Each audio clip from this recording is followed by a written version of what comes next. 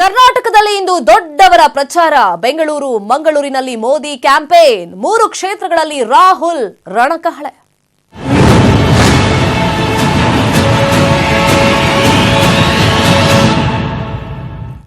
ಕೋಲಾರದಲ್ಲಿ ಇವತ್ತು ಮೈತ್ರಿ ಸಮಾವೇಶ ನಡೆಸಿದ ರಾಹುಲ್ ಗಾಂಧಿ ಈಗ ಕೋಟೆನಾಡು ಚಿತ್ರದುರ್ಗದ ಸೈನ್ಸ್ ಕಾಲೇಜ್ ಮೈದಾನದಲ್ಲಿ ನಡೀತಾ ಇರುವ ಸಮಾವೇಶದಲ್ಲಿ ಪಾಲ್ಗೊಂಡಿದ್ದಾರೆ. ಕಾಂಗ್ರೆಸ್ ಅಭ್ಯರ್ಥಿ ಪರ ರಾಹುಲ್ ಗಾಂಧಿ ಪ್ರಚಾರವನ್ನ ಮಾಡ್ತಾ ಇದ್ದಾರೆ. ಇದೇ ಚಿತ್ರದುರ್ಗದಲ್ಲಿ ಮೋದಿ ವಾರದ ಹಿಂದೆ ಪ್ರಚಾರವನ್ನ ಮಾಡಿದ್ರು. ಈಗ ಅದೇ ಜಾಗದಲ್ಲಿ ರಾಹುಲ್ ಗಾಂಧಿ ಸಮಾವೇಶ ನಡೀತಾ ಇದೆ. ಇನ್ನೇನು ಕೆಲವೇ ಕ್ಷಣಗಳಲ್ಲಿ ರಾಹುಲ್ ಗಾಂಧಿ ಸಮಾವೇಶದಲ್ಲಿ ಮಾತಾಡ್ತಾರೆ.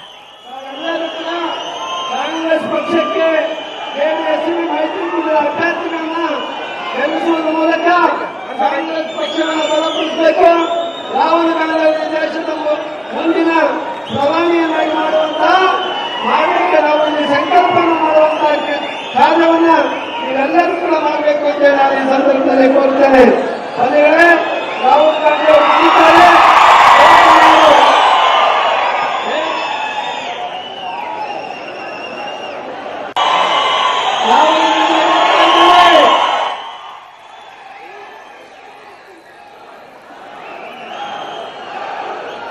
ಚಿತ್ರದುರ್ಗದಲ್ಲಿ ರಾಗ ರಣಕಹಳಿಯನ್ನ ಮೊಳಗಿಸ್ತಾ ಇದ್ದಾರೆ. ಇದೀಗ ಮಾತಾಡ್ತಾ ಇದ್ದಾರೆ ರಾಹುಲ್ ಗಾಂಧಿ. ತಮ್ಮ ಪಕ್ಷದ ಅಭ್ಯರ್ಥಿ ಪರವಾಗಿ ಮತ ಪ್ರಚಾರವನ್ನ ರಾಹುಲ್ ಗಾಂಧಿ ವೇದಿಕೆ ಮೇಲೆ ಮಾಡ್ತಾರೆ. ಕಾಂಗ್ರೆಸ್ ಪರಿವರ್ತನಾ ರ್ಯಾಲಿಯಲ್ಲಿ ರಾಹುಲ್ ಗಾಂಧಿ ಅವರು ಮಾತನ್ನ ಶುರು ಮಾಡಿದ್ದಾರೆ. ವೇಣುಗೋಪಾಲ್ ಜಿ, ದಿನೇಶ್ ಗುಂಡೂರಾವ್ ಜಿ,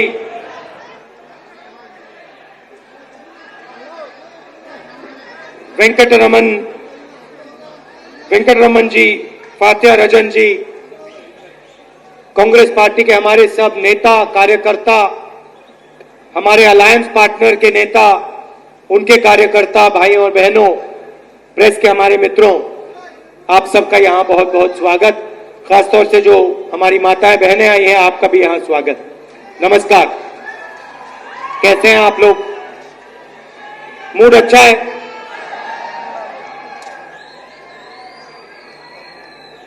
पांच साल से नरेंद्र मोदी देश का चौकीदार बने घूम रहा है.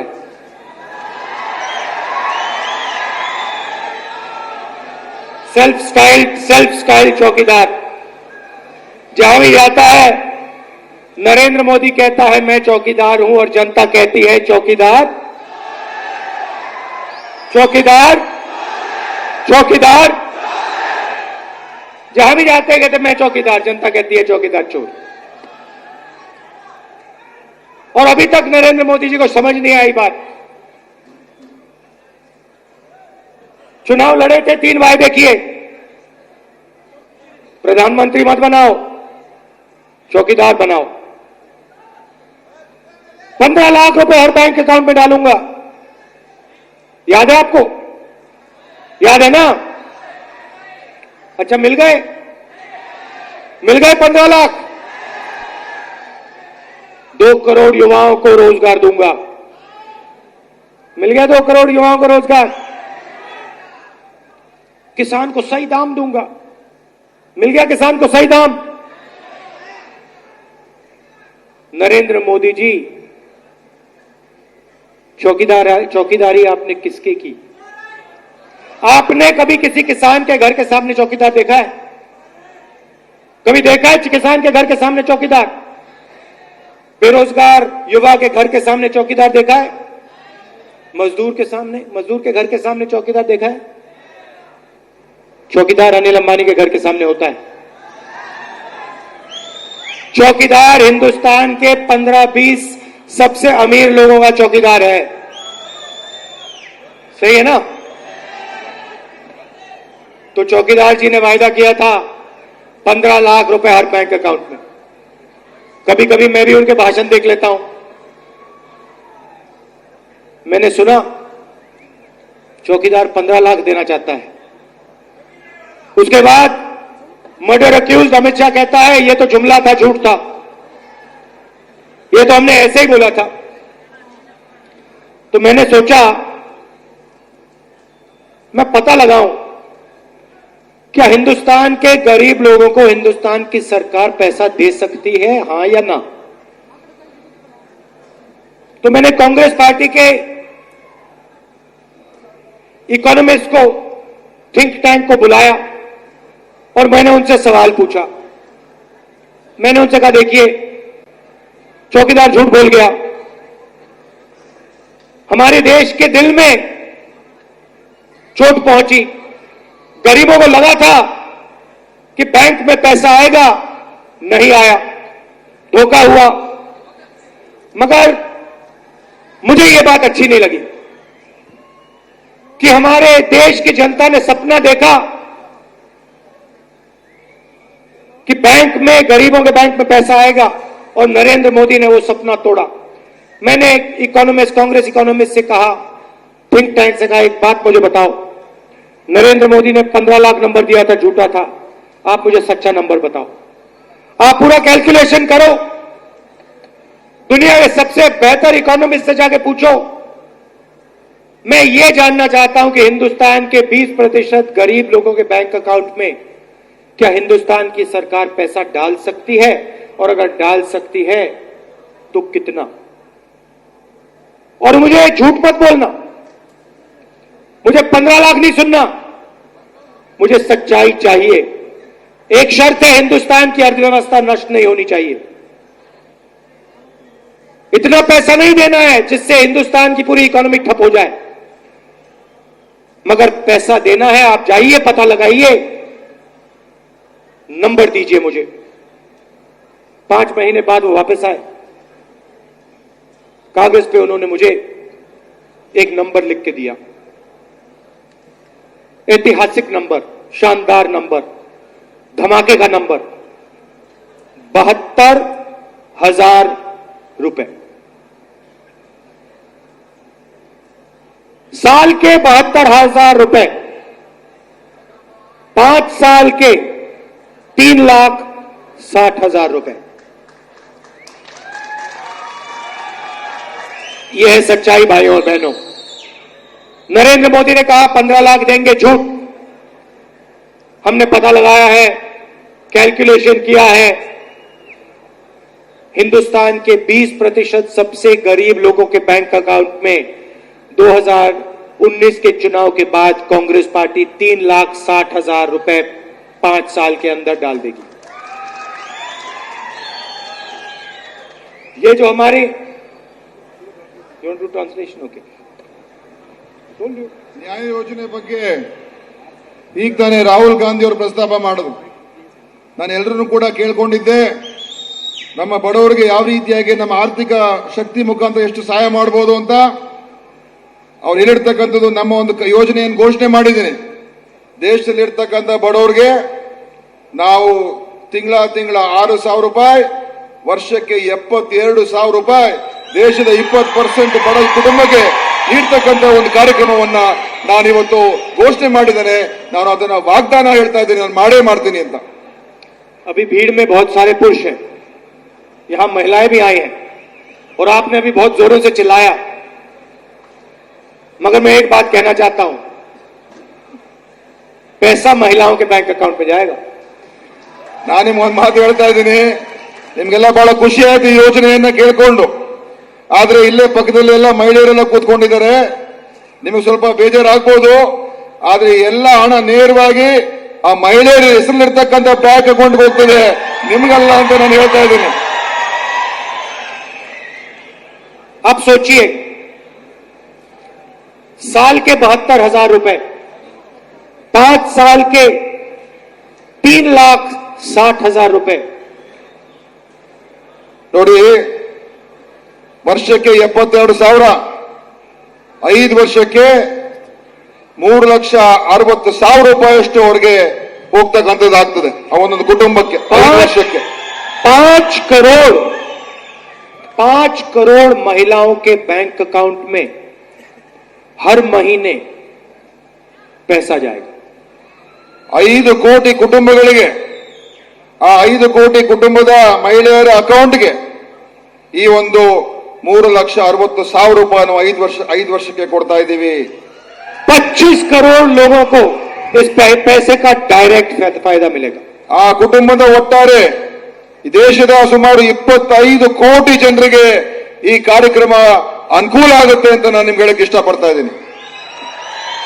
आप सोचिए हिंदुस्तान में चौकीदार ने कितना पैसा लूटा है.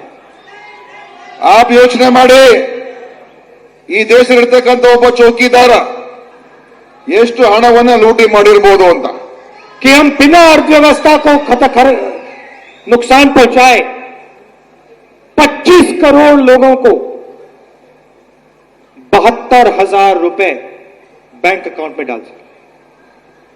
ನಮ್ಮ ಈ ಯೋಜನೆಯಿಂದ ನಾನು ಮತ್ತೆ ಹೇಳ್ತಾ ಇದ್ದೀನಿ, ಇಷ್ಟೊಂದು ಕುಟುಂಬಗಳಿಗೆ ಹಣ ಸೇರ್ತಕ್ಕಂಥ ಒಂದು ತೀರ್ಮಾನವನ್ನು ನಾವು ಮಾಡಿದ್ದೇವೆ. और मैं यहां से झूठ बोलने नहीं आया हूं.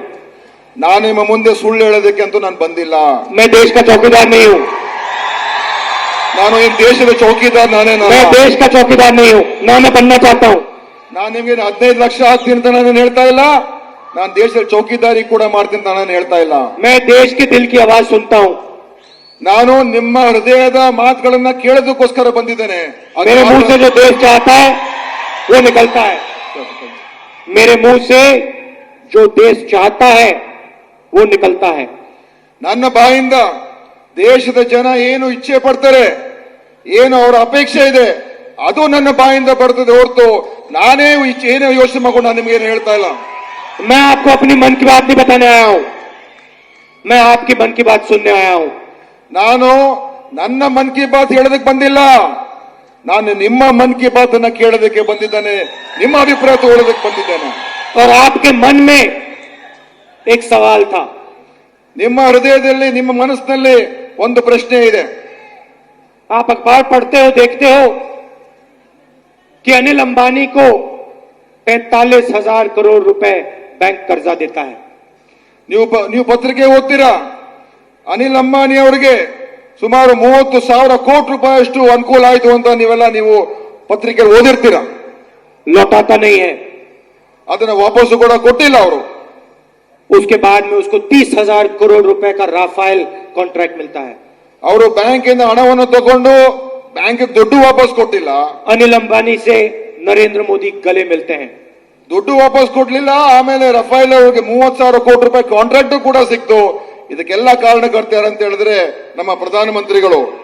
आप देखिए, नरेंद्र मोदी अनिल अंबानी से गले मिलते हैं, नीरव मोदी के साथ गले मिलते हैं, मेहुल चोकसी से गले मिलते हैं, अदानी से गले मिलते हैं. ನೀವೆಲ್ಲ ನೋಡಿರ್ಬೋದು ಟಿವಿಗಳಲ್ಲಿ ಎಲ್ಲ ಕಡೆ ನಮ್ಮ ಪ್ರಧಾನಮಂತ್ರಿಗಳು ಯಾರನ್ನ ತಪ್ಕೊಳ್ತಾರೆ ಅಂತ.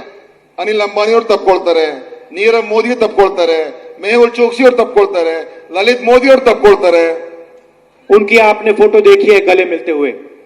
ನೀವು ಯಾವ್ದಾದ್ರ ಬೇರೆಯವ್ರನ್ನ, ಬಡವ್ರನ್ನ ತಪ್ಕೊಳ್ತಕ್ಕಂಥ ನೀವೇನೋ ನೋಡಿದ್ದೀರಾ ಫೋಟೋನ? और कभी मेरी आपने अनिल अंबानी के साथ गले हुए मिलते हुए फोटो देखी है? ನೀವೇನಾದ್ರೂ ರಾಹುಲ್ ಗಾಂಧಿ ಅವರನ್ನ, ನನ್ನನ್ನ, ಇಂಥ ವ್ಯಕ್ತಿಗಳನ್ನ ತಪ್ಕೊಳ್ತಕ್ಕಂಥ ನೋಡಿದ್ದೀರಾ ಎಲ್ಲಾದ್ರೂ? मगर किसान से गले मिलते हुए देखी है, मजदूर से गले हुए मिलते देखी है, बेरोजगार युवाओं से गले मिलते हुए देखी है. ನೀವು ನನ್ನ ನೋಡಿದ್ದೀರಾ? ಎಲ್ಲೇ ನೋಡಿದ್ರು ಕೂಡ ನಾನು ಯಾರು ನಿರುದ್ಯೋಗ ಯುವಕರನ್ನ ತಪ್ಕೊಂಡಿರ್ತಕ್ಕಂಥ ನೋಡಿದ್ದೀರಾ? ಯಾರು ಕಷ್ಟದಲ್ಲಿರ್ತಕ್ಕಂಥ ರೈತರನ್ನ ತಪ್ಕೊಂಡಿರ್ತಕ್ಕಂಥ ನೋಡಿದ್ದೀರಾ? ಯಾರು ಅತ್ಯಂತ ಕಷ್ಟದಲ್ಲಿದ್ದಾರೆ ಅಂತವ್ರ ಜೊತೆಲಿ ನನ್ನ ಫೋಟೋ ನೋಡಿದ್ದೀರಾ ಹೊರತು ಇಂಥವ್ರ ಜೊತೆ ನೀವು ಯಾವತ್ತೂ ಕೂಡ ನನ್ನನ್ನು ನೋಡಿಲ್ಲ. नरेंद्र मोदी 15 लोगों का चौकीदार है. ಈ ದೇಶದಲ್ಲಿ ಸುಮಾರು 15 ಜನ ಚೌಕಿದಾರರ ಸ್ನೇಹಿತರಿದ್ದಾರೆ. वो उनका आदमी है. ಇದೆಲ್ಲ ನರೇಂದ್ರ ಮೋದಿ ಅವರ ಸ್ನೇಹಿತರುಗಳು. मैं आपका आदमी हूं. ನಾನು ನಿಮ್ಮ ಸ್ನೇಹಿತ ಅಂತ ಹೇಳಕ್ ಇಷ್ಟಪಡ್ತಾ ಇದ್ದೀನಿ. और मुझे किसी की चौकीदारी नहीं करनी. ನಾನು ಯಾವುದೇ ಚೌಕಿದಾರಿ ಮಾಡೋದಕ್ಕಂತೂ ನನಗೇನು ಆಸಕ್ತಿ ಇಲ್ಲ. मैं देश की आवाज उठाता हूं, देश की आवाज के लिए लड़ता हूं. ನಾನು ಜನರ ಒಂದು ಧ್ವನಿಯನ್ನು ಎತ್ತುತ್ತೀನಿ, ಆ ಜನರ ಧ್ವನಿಯನ್ನು ಅದಕ್ಕೆ ನಾನು ಮಾನ್ಯತೆ ಕೊಡ್ತೀನಿ. तो अगर देश का चौकीदार इन चोरों को लाखों करोड़ रुपए दे सकता है, तो देश की आवाज देश के गरीब लोगों को करोड़ों लाखों करोड़ों रुपए दे सकता है. ಈ ಚೌಕಿದಾರು ಏನು ದೊಡ್ಡವರಿಗೆಲ್ಲ ಲಕ್ಷಾಂತರ ಕೋಟಿ ಎಷ್ಟು ಹಣ ಕೊಡ್ತಾರೆ, ಅದಕ್ಕೆ ಅವರಿಗೆ ಹೃದಯ ಇದೆ. ಅದು ನನಗೆ ಬಡ ಜನರಿಗೆ ಲಕ್ಷಾಂತರ ಕೋಟಿ ಕೊಡ್ತಕ್ಕಂಥ ಹೃದಯ ನನ್ನ ಹತ್ರ ಇದೆ ಅಂತ ಹೇಳಕ್ ಇಷ್ಟಪಡ್ತಾ ಇದ್ದೀನಿ. कर्नाटक में हमने किसानों से कहा हम आपका कर्जा माफ करेंगे. ನಾನು ಕರ್ನಾಟಕದಲ್ಲಿ ನಾನು ಬಂದು ಹೇಳಿದ್ದೆ, ನಾವು ರೈತರ ಸಾಲವನ್ನ ಮನ್ನಾ ಮಾಡ್ತೀವಿ ಅಂತ. हजारों करोड़ रुपए कर्नाटक के किसान का कर्जा माफ हुआ। ಸಿದ್ದರಾಮಯ್ಯ ಅವರ ಸರ್ಕಾರದಲ್ಲಿ ಸುಮಾರು 8,000 ಕೋಟಿ ಸಾಲ ಮನ್ನಾ ಮಾಡಿದ್ರು.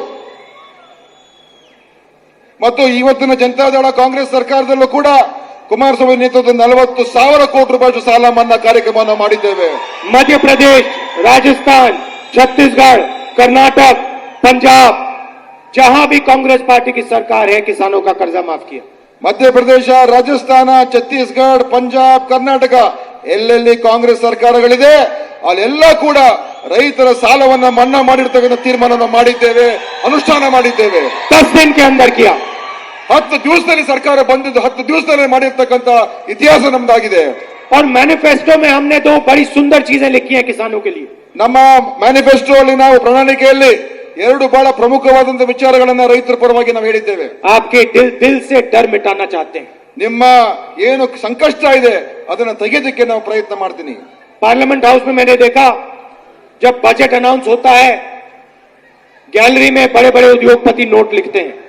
ನಾನು ಪಾರ್ಲಿಮೆಂಟ್ ಅಲ್ಲಿ ನೋಡಿದ್ದೇನೆ, ಬಜೆಟ್ ಘೋಷಣೆ ಆದಾಗ ದೊಡ್ಡ ದೊಡ್ಡ ಶ್ರೀಮಂತರು ಕೂತ್ಕೊಂಡು ಬಜೆಟ್ ಬಗ್ಗೆ ಉಲ್ಲೇಖನೆ ಮಾಡ್ತಾ ಇರ್ತಾರೆ. साल की शुरुआत में ही उनको पता लग जाता है उनके लिए सरकार क्या करने जा रही है। ಬಜೆಟ್ ಘೋಷಣೆ ಆಗಿದ ತಕ್ಷಣ ಎಲ್ಲ ಶ್ರೀಮಂತರು ಗೊತ್ತಾಗೋಗ್ತದೆ, ನಮಗೆ ಎಷ್ಟು ಹಣ ಸಿಗ್ತದೆ, ನಮ್ಗೆ ಇದರಿಂದ ಏನ್ ಲಾಭ ಆಗುತ್ತೆ ಅಂತ ಎಲ್ಲ ಈ ದೊಡ್ಡ ದೊಡ್ಡ ಜನರಿಗೆ ಗೊತ್ತಾಗೋಗ್ತದೆ.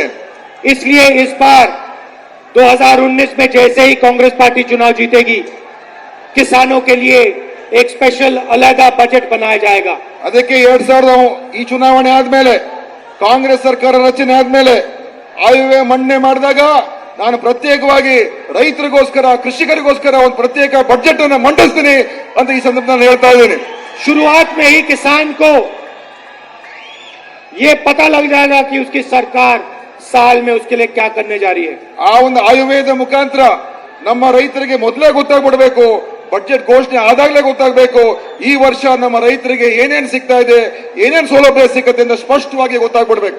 एमएसपी कितनी बढ़ाई जाएगी, ಎಷ್ಟು MSP ಅನ್ನ ಬೆಂಬಲ ಬೆಲೆಯನ್ನ ನಾವು ಜಾಸ್ತಿ ಮಾಡ್ತೀವಿ ಅಂತ ಗೊತ್ತಾಗಬೇಕು. कितना कर्जा माफ होगा, ಎಷ್ಟು ಸಾಲ ಮನ್ನಾ ಮಾಡ್ತಕ್ಕಂಥ ಗೊತ್ತಾಗಬೇಕು. खेत में किस प्रकार से टेक्नोलॉजी आएगी, ಅವರ ನಮ್ಮ ರೈತರ ಕೃಷಿಕರಿಗೋಸ್ಕರ ಯಾವ ರೀತಿಯಾಗಿ ಟೆಕ್ನಾಲಜಿನ ನಾವು ತಗೊಂಡ್ಬರ್ತೀವಿ ಅಂತ ಕೂಡ ನಾವು ಹೇಳ್ತೀವಿ. सिंचाई कहां कहां होगी, ಎಲ್ಲೆಲ್ಲಿ ನಾವು ನೀರಾವರಿಯನ್ನ ಕೊಡ್ತಕ್ಕಂಥದ್ದು ಎಲ್ಲಿ ಅಂತ ಅದನ್ನು ಕೂಡ ಸ್ಪಷ್ಟವಾಗಿ ನಾವು ತಿಳಿಸ್ತೀವಿ. बैंक लोन कितना मिलेगा, ಎಷ್ಟು ಬ್ಯಾಂಕ್ಗಳಿಂದ ಸಾಲ ಸಿಗುತ್ತೆ ಅಂತ ಕೂಡ ನಾವು ರೈತರಿಗೆ ತಿಳಿಸ್ತೀವಿ. नुकसान होगा तो कॉम्पनसेशन कितना मिलेगा, ರೈತರಿಗೆ ಏನಾದ್ರೂ ಸಂಕಷ್ಟ ಸಿಗಾಕೊಂಡ್ರೆ ಹೇಗೆ ಅವರಿಗೆ ಪರಿಹಾರವನ್ನು ಎಷ್ಟು ಕೊಡ್ತೀವಿ ಅಂತ ಕೂಡ ರೈತರಿಗೆ ಮೊದಲೇ ಗೊತ್ತಾಗ್ಬೇಕು. पूरा का पूरा आपको साल के शुरुआत में ही पता लग ಈ जाएगा। ಎಲ್ಲಾ ವಿಷಯಗಳು ಆಯವ್ಯಯ ಮಂಡನೆ ಆದಾಗ ಇಡೀ ದೇಶಕ್ಕೆ ಎಲ್ಲಾ ರೈತರಿಗೆ ಗೊತ್ತಾಗ್ತಕ್ಕಂಥದ್ದನ್ನ ನಾನು ಮಾಡ್ತೀನಿ ಅಂತ ಈ ಸಂದರ್ಭದಲ್ಲಿ आपको ಹೇಳ್ತಾ पता ಇದ್ದೀನಿ. लग जाएगा कि इस साल हमारी सरकार हमारे लिए क्या क्या करने जा रही है। ಈ ವರ್ಷ ನಮ್ಮ ಸರ್ಕಾರ ನಮಗೋಸ್ಕರ ಏನ್ ಮಾಡಬೇಕು ಅಂತ ಎಲ್ಲ ಕೃಷಿಕರಿಗೆ, ರೈತರಿಗೆ ಸ್ಪಷ್ಟವಾಗಿ ಗೊತ್ತಾಗ್ಬಿಡ್ಬೇಕು. और बजट नरेंद्र मोदी जैसे खोखले वायदे नहीं होते। ನಾನು ಮತ್ತೆ ಬಜೆಟ್ ಮಾಡಿದಾಗ ಮೋದಿ ಅವ್ರ ತರ ಸುಳ್ಳು ಹೇಳ್ತಕ್ಕಂಥ ಆಯವ್ಯಯನ ನಾನು ಮಂಡನೆ ಮಾಡಕ್ ಹೋಗೋದಿಲ್ಲ. एक बार बजट में लिख जाया जाता है तो फिर वो काम होता ही होता है। ಏನ್ ನಾನು ಘೋಷಣೆ ಮಾಡ್ತೀನಿ, ಏನ್ ನಾನು ಹೇಳ್ತೀನಿ ಅದು 100ಕ್ಕೆ 100 ಅನುಷ್ಠಾನ ಆಗೇ ಆಗುತ್ತೆ ಅಂತ ನಾನು ಈ ಸಂದರ್ಭದಲ್ಲಿ ಹೇಳ್ತಾ ಇದ್ದೀನಿ. किसानों के लिए दूसरी चीज, ಕಿಸಾನ ರೈತರಿಗೋಸ್ಕರ 2 ಪ್ರಮುಖ ವಿಚಾರಗಳು. ये चौकीदार के जो चोर हैं, जो मित्र हैं, इनको लाखों करोड़ रुपया बैंक का लोन दिया है चौकीदार ने। ನಮ್ಮ ಚೌಕಿದಾರು ದೊಡ್ಡ ದೊಡ್ಡ ಪುಂಜಿಪತಿಗಳಿಗೆ, ಉದ್ದಿಮೆಗಾರರಿಗೆ ಲಕ್ಷಾಂತರ ಕೋಟಿ ಸಾಲ ಕೊಟ್ಟಿದ್ದಾರೆ. 3.5 लाख करोड़ रुपया उनका कर्जा माफ किया है। ಸುಮಾರು 3.5 ಲಕ್ಷ ಕೋಟಿಯಷ್ಟು ಈ ದೊಡ್ಡ ದೊಡ್ಡ ಶ್ರೀಮಂತರ ಸಾಲವನ್ನ ಕಳೆದ 5 ವರ್ಷದಲ್ಲಿ ನರೇಂದ್ರ ಮೋದಿ ಅದನ್ನ ಮಾಫ್ ಮಾಡಿದ್ದಾರೆ. अनिल अंबानी कर्जा लेता है, वापस नहीं देता, उसकी जेल नहीं होती। ಅನಿಲ್ ಅಂಬಾನಿ ಎಷ್ಟೋ ಸಾವಿರಾರು ಕೋಟಿ ಸಾಲ ತಗೊಂಡ್ರು, ವಾಪಸ್ ಮಾಡಲಿಲ್ಲ, ಆದ್ರೆ ಅವರು ಜೈಲ್ಗೆ ಹೋಗ್ತಕ್ಕಂಥ ಪರಿಸ್ಥಿತಿನೇ ಬರಲಿಲ್ಲ. मगर किसान बैंक लोन लेता है, वापस नहीं दे पाता, उसको जेल में डाल देते हैं। ಆದ್ರೆ ನಮ್ಮ ಬಡ ರೈತರು, ಕಷ್ಟ ಇರ್ತಕ್ಕಂಥ ರೈತರು ಸಾಲ ಮರುಪಾವತಿ ಮಾಡದೆ ಹೋದ್ರೆ ಅವರನ್ನ ಜೈಲ್ಗೆ ಹಾಕ್ತಕ್ಕಂಥ ಕೆಲಸಗಳೆಲ್ಲ ನಡೀತದೆ. तो हमने अपने मैनिफेस्टो में साफ लिख दिया है, 2019 के चुनाव के बाद हिंदुस्तान के किसी भी किसान को कर्ज वापस ना देने के लिए जेल में नहीं डाला जा सकेगा। ನಾನು ಸ್ಪಷ್ಟವಾಗಿ ಹೇಳ್ತೇನೆ, ಒಂದು ಕಾನೂನನ್ನೇ ಬದಲಾಯಿಸ್ತಾ ಇದೀವಿ. ಯಾವೇ ಒಬ್ಬ ರೈತ ಅವನ ಕೆಲ ಸಾಲ ಮರುಪಾವತಿ ಮಾಡಕ್ ಆಗದೆ ಹೋದ್ರೆ ಅವನ ಮೇಲೆ ಯಾವುದೇ ರೀತಿಯ ಕ್ರಿಮಿನಲ್ ಕೇಸನ್ನ ಹಾಕಬಾರದು ಅಂತ ಕಾನೂನನ್ನ ನಾನು ಮಾಡ್ತೀನಿ ಅಂತ ಈ ಸಂದರ್ಭ ಹೇಳ್ತಾ ಇದ್ದೀನಿ.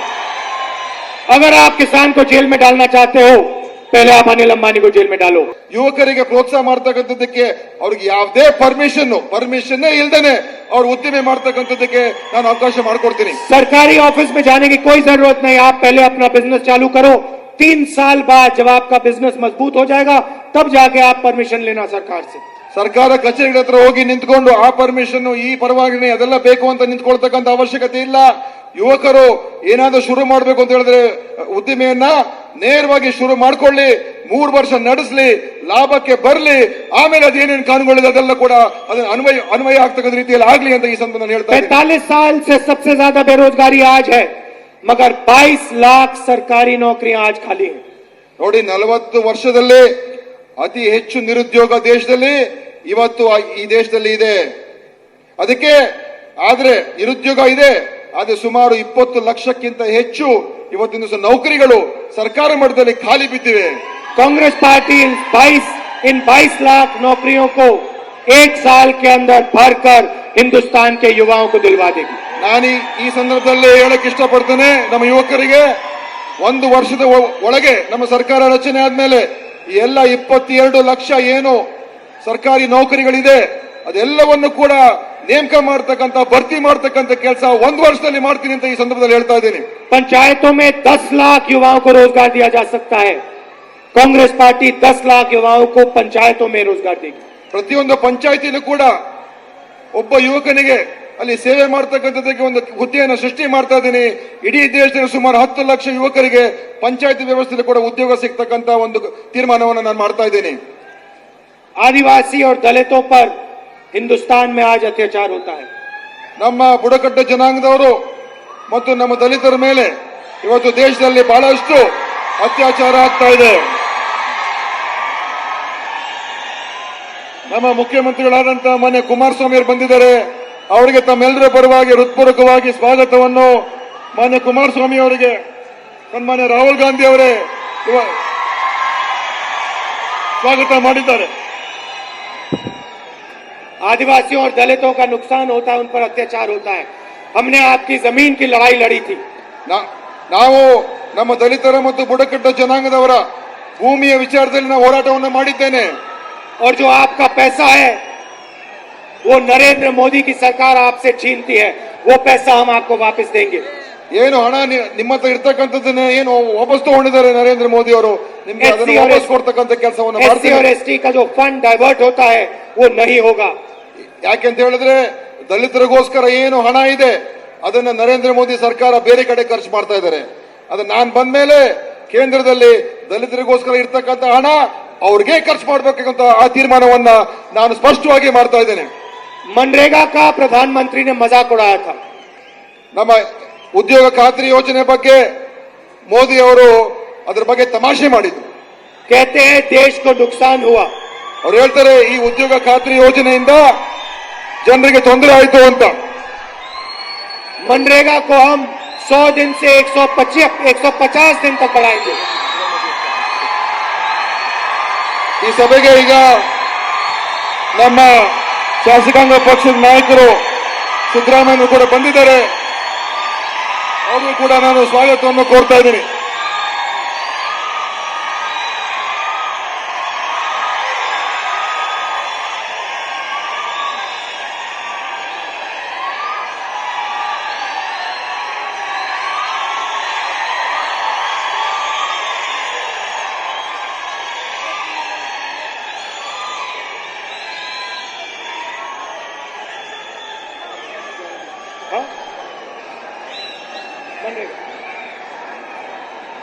तो मनरेगा को हम 100 दिन से 150 दिन तक बढ़ा देंगे. ಉದ್ಯೋಗ ಖಾತ್ರಿ ಯೋಜನೆ ಈಗಿರತಕ್ಕಂಥದ್ದು ವರ್ಷಕ್ಕೆ 100 ದಿವಸ ಅಂತ. ನನ್ನ ಸರ್ಕಾರ ಬಂದ ಮೇಲೆ ನಾನು 100 ದಿವಸಕ್ಕಿಂತ ಈಗ 150 ದಿವಸಕ್ಕೆ ಅದನ್ನ ವಿಸ್ತರಣೆ ಮಾಡ್ತೀನಿ ಅಂತ ಕೂಡ ನಮ್ಮ ಯುವಕರಿಗೆ ಎಲ್ಲರಿಗೂ ಗ್ರಾಮೀಣ ಭಾಗದ ಜನರಿಗೆ ಹೇಳ್ತಾ ಇದ್ದೇನೆ. और न्याय योजना का बहुत बड़ा फायदा आदिवासियों, दलितों, गरीब लोगों को होगा. ನನ್ನ ನ್ಯಾಯ ಯೋಜನೆಯನ್ನು ನಾನು ಆಗಲೇ ಹೇಳಿದ್ದೀನಲ್ಲ, ಇದರಿಂದ ನಮ್ಮ ದಲಿತ ಜನಾಂಗಕ್ಕೆ, ನಮ್ಮ ಬುಡಕಟ್ಟು ಜನಾಂಗಕ್ಕೆ, ಇಂಥವ್ರಿಗೆ ಅತಿ ಹೆಚ್ಚಿನ ಇದು ಅವರಿಗೆ ಅನ್ವಯ ಆಗುತ್ತೆ ಅಂತ ಈ ಸಂದರ್ಭದಲ್ಲಿ ಹೇಳ್ತಾ ಇದ್ದೀನಿ. अंत में मैं आपसे कहना चाहता हूं कि विचारधारा की लड़ाई है. ಕೊನೆಯದಾಗಿ ನಾನು ಹೇಳಕ್ಕೆ ಇಷ್ಟಪಡ್ತೀನಿ, ಈ ಚುನಾವಣೆಯ ಹೋರಾಟ ಒಂದು ತಾತ್ವಿಕವಾದಂತಹ ಹೋರಾಟ ಅಂತ ಹೇಳಕ್ಕೆ ಇಷ್ಟಪಡ್ತೀನಿ. एक तरफ नफरत, क्रोध, गुस्सा, ಒಂದ್ ಕಡೆ ದ್ವೇಷ, ಹಿಂಸೆ, ಕೋಪ, बंटवारा, ವಿಭಜನೆ ಮಾಡತಕ್ಕಂತ ಒಂದು ಸಿದ್ಧಾಂತ. दूसरी तरफ प्यार, भाईचारा और प्रगति. ಇನ್ನೊಂದ್ ಕಡೆ ನಮ್ ಕಡೆ ಅದು ಪ್ರೀತಿ, ಅದು ಭ್ರಾತೃತ್ವ, ಅದು ವಿಶ್ವಾಸ. एक तरफ 5 साल का अन्याय, ಒಂದ್ ಕಡೆ 5 ವರ್ಷದ ಅನ್ಯಾಯ, दूसरी तरफ न्याय. ಮುಂದೆ ಇನ್ನೊಂದ್ ಕಡೆ ಮುಂದೆ 5 ವರ್ಷದ ನ್ಯಾಯದ ಸಿಗ್ತಕ್ಕಂತ ಕಾಲ. एक तरफ 15-20 लोगों को हिंदुस्तान की तिजोरी की चाबी, ಒಂದ್ ಕಡೆ 15 ದೊಡ್ಡ ದೊಡ್ಡ ಶ್ರೀಮಂತರಿಗೆ ದೇಶದ ಸಂಪತ್ತು ಮೇಲೆ ಅವರು ಎಲ್ಲ ಹಿಡ್ತಾ ಹಿಡ್ಕೊಂಡಿದ್ದಾರೆ.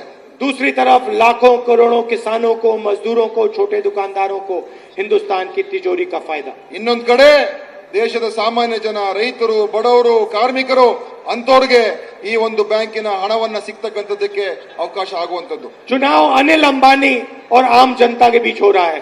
ಈ ಚುನಾವಣೆ ಅನಿಲ್ ಅಂಬಾನಿ ಅಂತ ದೊಡ್ಡ ದೊಡ್ಡ ಜನರು ಒಂದ್ ಕಡೆ, ಇನ್ನೊಂದ್ ಕಡೆ ಸಾಮಾನ್ಯ ಜನ, ರೈತರು, ಬಡವರು ಒಂದ್ ಕಡೆ, चोरों और ईमानदार लोगों के बीच हो रहा है.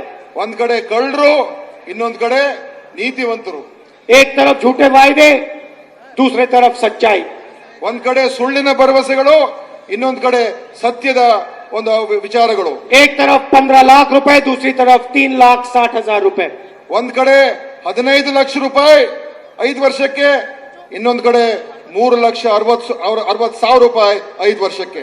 एक तरफ किसानों को सही दाम देने वाला झूठ, दूसरी तरफ किसानों को कर्जा माफ करने वाली सच्चाई. ಒಂದ್ ಕಡೆ ರೈತರಿಗೆ ಎಲ್ಲಾ ರೀತಿಯ ಒಂದು ಅನ್ಯಾಯ ಸಂಕಷ್ಟ, ಇನ್ನೊಂದ್ ಕಡೆ ರೈತರಿಗೋಸ್ಕರ ನ್ಯಾಯ ಮತ್ತು ಅವರ ಸಾಲವನ್ನ ಮನ್ನಾ ಮಾಡತಕ್ಕಂತ ತೀರ್ಮಾನ. एक तरफ 2 करोड़ युवाओं को रोजगार देने का झूठ, दूसरी तरफ 22 लाख युवाओं को रोजगार देने की सच्चाई. ಒಂದ್ ಕಡೆ ವರ್ಷಕ್ಕೆ 2 ಕೋಟಿ ಉದ್ಯೋಗ ಕೊಡ್ತಕ್ಕಂತ ಸುಳ್ಳು, ಇನ್ನೊಂದ್ ಕಡೆ 22 ಲಕ್ಷ ಉದ್ಯೋಗ ಕೊಡ್ತಕ್ಕಂತ ಸತ್ಯ. भाइयों और बहनों, हिंदुस्तान में सच्चाई की जीत होती है. भाइयों और बहनों, हिंदुस्तान में सच्चाई की जीत होती है. ಸಹೋದರ ಸಹೋದರಿಯರೇ, ದೇಶದಲ್ಲಿ ಇವತ್ತು ಸತ್ಯದ ಗೆಲುವು ಆಗ್ಬೇಕಾಗ್ತದೆ. 2019 के चुनाव में सच्चाई की, प्यार की, भाईचारे की जीत होने वाली है. ಈ ಲೋಕಸಭಾ ಚುನಾವಣೆಯಲ್ಲಿ ಸತ್ಯ, ಭ್ರಾತೃತ್ವ ಇದು ಇವತ್ತು ಗೆಲ್ತಕ್ಕಂಥದ್ದು ಆಗ್ಬೇಕಾಗ್ತದೆ. आप दूर दूर से आए, आप हमारी विचारधारा के लिए लड़ते हो, गांव गांव में जाते हो कांग्रेस पार्टी के लिए. इसके लिए आप सबको दिल से बहुत बहुत धन्यवाद. ತಾವೆಲ್ಲರೂ ಕೂಡ ಬಹಳ ದೂರದಿಂದ ಬಂದಿದ್ದೀರಾ. ನೀವು ನಮ್ಮ ಪಕ್ಷದ ಪರವಾಗಿ ಹೋರಾಟ ಮಾಡ್ತೀರಾ, ನಮ್ಮ ಪಕ್ಷವನ್ನು ಕಟ್ತಾ ಇದ್ದೀರಾ. ಅದಕ್ಕೆ ನಾನು ನಿಮಗೆ ಹೃತ್ಪೂರ್ವಕವಾದಂತಹ ಧನ್ಯವಾದಗಳನ್ನು ಹೇಳಕ್ಕೆ ಇಷ್ಟಪಡ್ತಾ आप रोज नरेंद्र मोदी और बीजेपी के झूठ के खिलाफ लड़ते हो.